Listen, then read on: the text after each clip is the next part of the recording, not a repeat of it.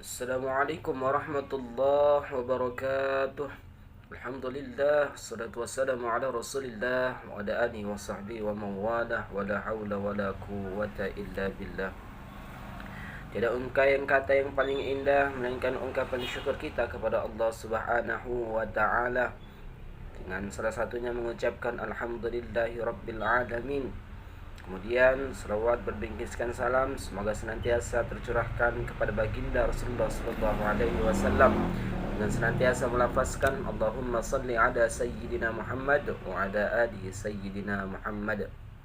Baik teman-teman sekalian, sebelumnya kami atas nama kelompok 3 berterima kasih yang sebesar-besarnya kepada Bapak dosen pengampu Al-Mukarram Bapak Sakir Mani SAG SPD MA, dan kemudian berterima kasih juga kepada teman-teman sekalian yang telah menyempatkan waktunya untuk mengikuti perkuliahan kita pada saat yang berbahagia ini.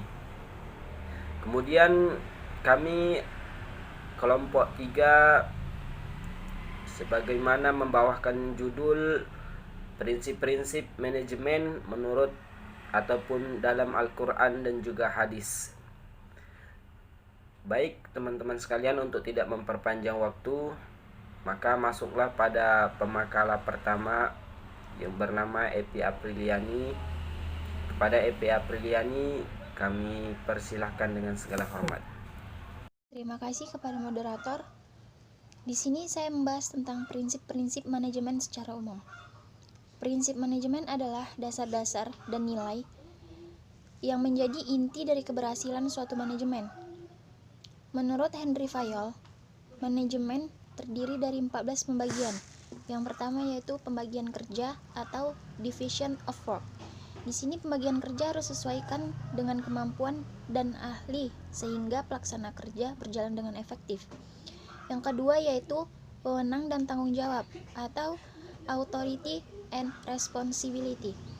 Wewenang dan tanggung jawab harus seimbang. Setiap pekerja harus dapat memberikan pertanggungjawaban yang sesuai dengan wewenangnya. Yang ketiga yaitu disiplin atau disiplin. Ini berhubungan erat dengan wewenang. Apabila wewenang tidak berjalan dengan semestinya, maka disiplin akan hilang. Yang keempat yaitu kesatuan perintah atau unity of command. Yang kelima, kesatuan pengarahan atau unity of direction, yang dimana kesatuan pengarahan bertalian erat dengan pembagian kerja. Yang keenam yaitu mengutamakan kepentingan organisasi di atas kepribadian sendiri. Hal semacam ini merupakan suatu syarat yang sangat penting agar setiap kegiatan berjalan dengan lancar sehingga tujuan dapat tercapai dengan baik. Yang ketujuh yaitu penggajian pegawai. Yang kedelapan, pemuasan atau centralization. Yang kesembilan yaitu hierarki atau tingkatan.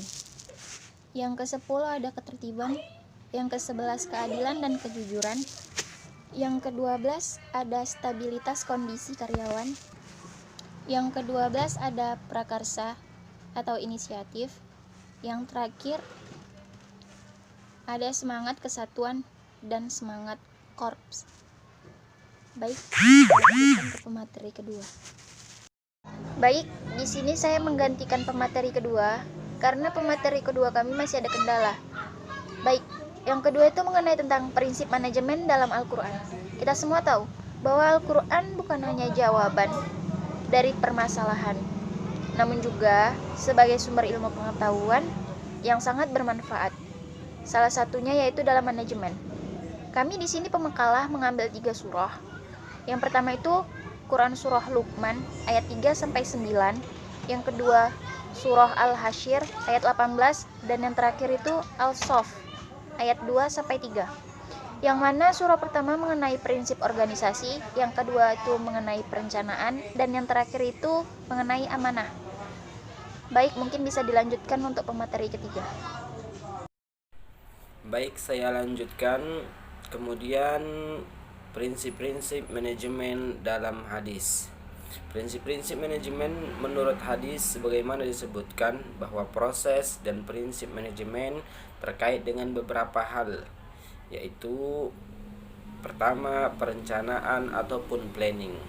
Yang mana perencanaan ataupun planning ini adalah proses menentukan tujuan ataupun sasaran yang hendak dicapai, yang menetapkan jalan dan sumber yang diperlukan untuk mencapai tujuan itu seefektif dan seefisien mungkin.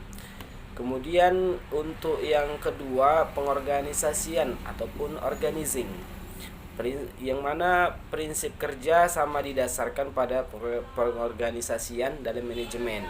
Semua tugas dan kewajiban manajemen tidak diborong oleh satu orang, melainkan dikerjakan menurut keahlian dan tugasnya masing-masing. Kemudian yang ketiga ada kepemimpinan ataupun leading. Kepemimpinan ini salah satu prinsip dalam manajemen, yaitu pemimpin harus amanah, jujur, profesional, dan tegas dalam mengendalikan organisasi ataupun lembaga yang dipimpinnya. Sebagaimana Rasulullah SAW bersabda,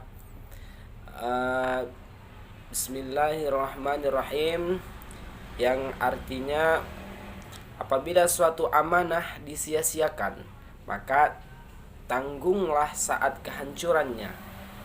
Maka Abu Hurairah bertanya, bagaimana meletakkan amanah itu ya Rasulullah? Beliau menjawab, apabila suatu perkara diserahkan kepada orang-orang yang bukan ahlinya, maka tunggulah saat kehancurannya. Hadis riwayat Imam Bukhari. Tentunya hadis ini saudara-saudara sekalian menarik untuk dicermati karena berhubungan antara amanah dengan keahlian. Kalimat amanah itu apabila suatu urusan diserahkan kepada orang yang bukan ahlinya, maka tunggulah saat kehancurannya.